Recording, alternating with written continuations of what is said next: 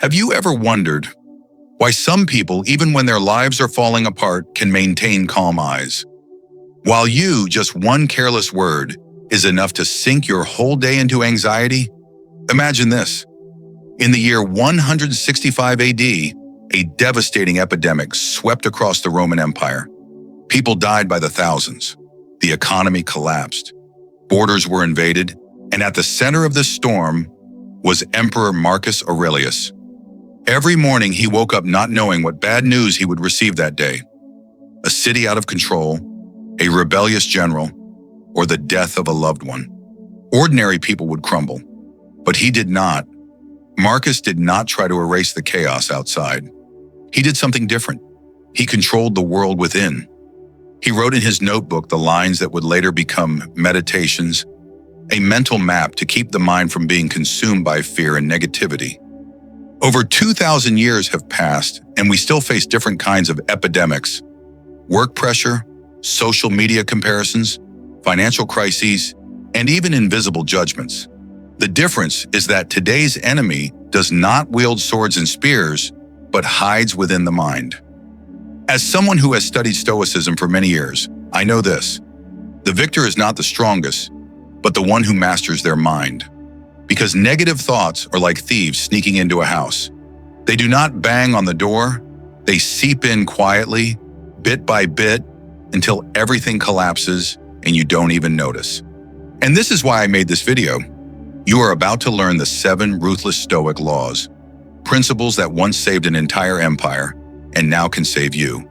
But remember, what you are about to hear is not gentle advice.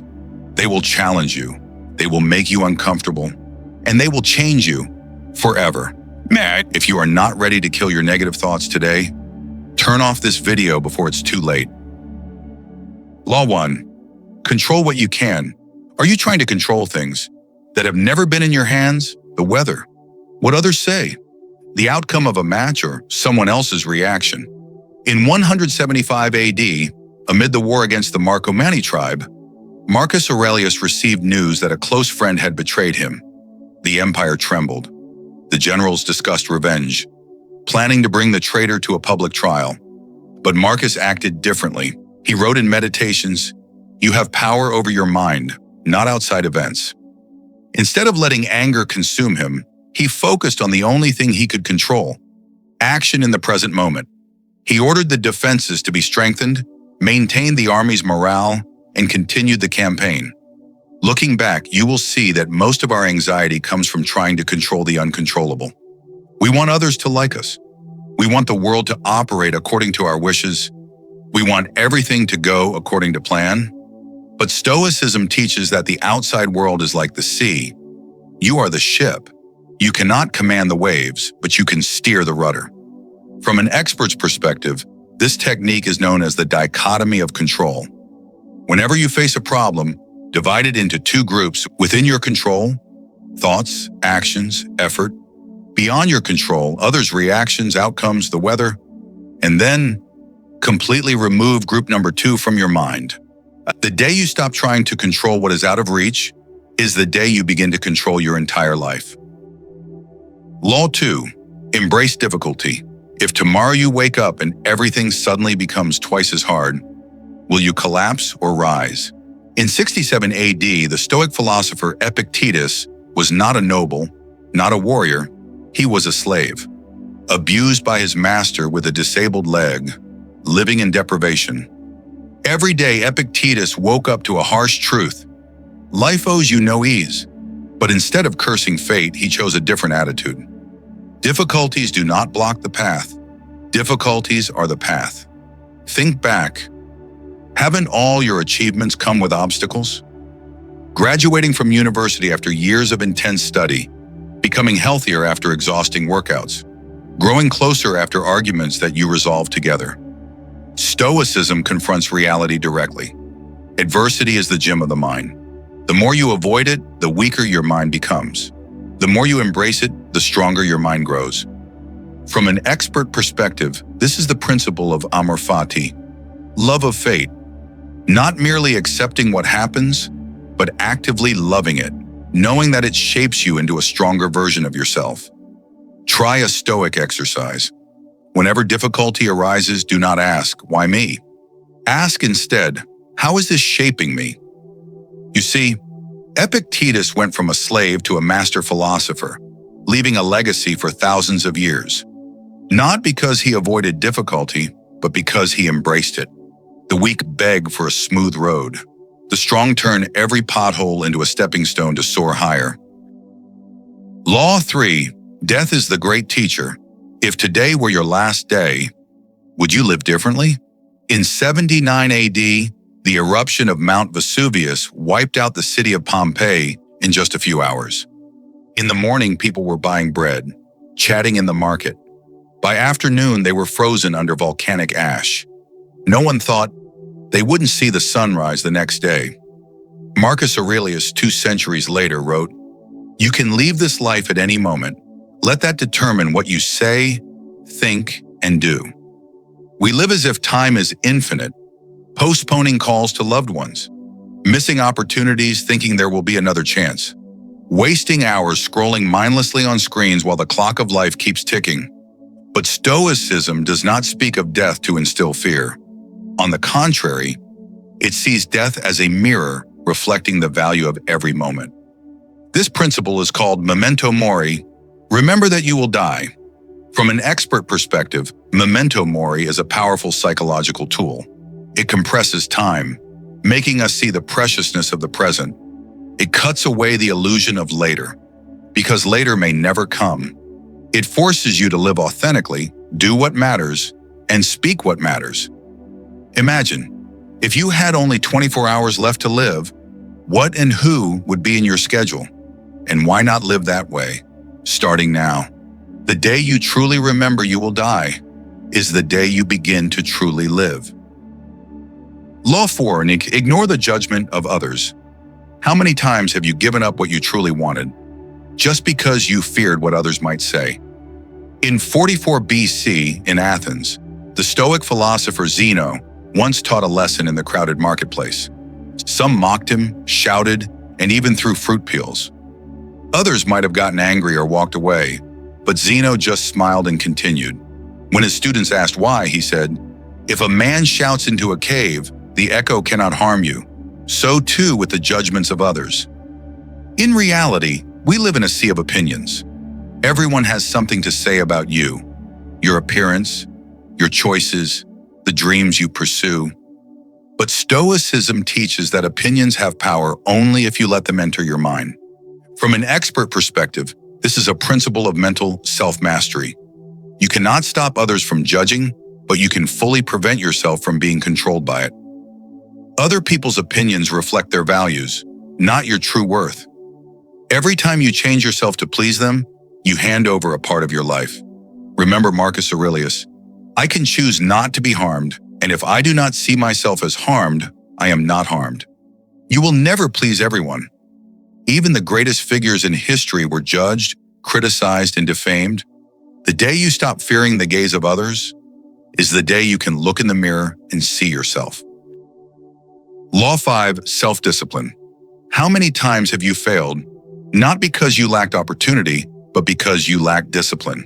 In 2 BC, the Stoic philosopher Musonius Rufus was exiled to a remote island.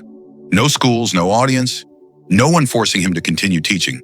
Yet every morning, he woke up on time, took notes, studied, and lectured to himself.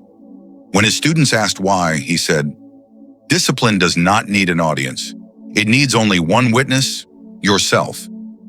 In reality, we often wait for inspiration to start, but inspiration is a fickle guest. Discipline is the friend who stays until the end. Stoicism sees self-discipline as the foundation of freedom.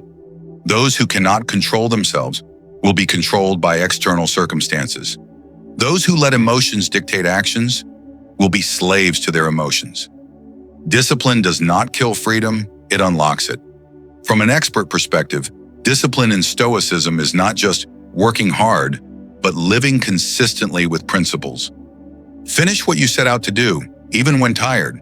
Maintain your standards, even when no one is watching. Choose what is right, even when the easy option is tempting. Try this Stoic exercise. Pick one good action to do every day, no matter the circumstances. Record it for 30 consecutive days without interruption. Look back and realize, discipline has transformed you before you even noticed. Freedom is not doing whatever you want. It is having the strength to refuse what is unworthy of you. Law 6. Silence in the face of the meaningless. How many times have you wasted hours just arguing about something that, in the end, changes nothing? Around 35 AD, the philosopher Epictetus was still a slave. One day he overheard his master and a friend arguing fiercely about what color shirt to wear for a celebration. Epictetus said nothing. When asked why he remained silent, he replied, "I do not wish to lose my peace just to win a meaningless battle."